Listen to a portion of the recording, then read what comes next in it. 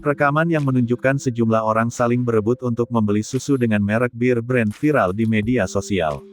Dalam video yang beredar tampak para pembeli berlarian hingga berebut pasokan susu yang kerap disebut susu beruang itu.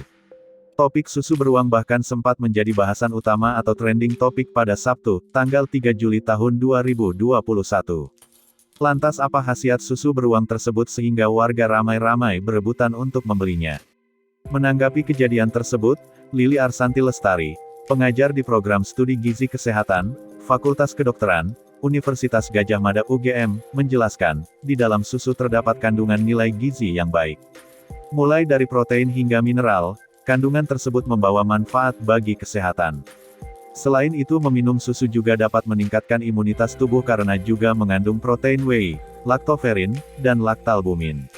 Namun, kandungan tersebut tak hanya ada pada satu produk susu tertentu. Di susu ada protein, vitamin A dan B12, zinc, selenium, serta mineral lain yang bermanfaat untuk kesehatan. Tapi ya tidak harus bir brand, susu yang lain juga bagus.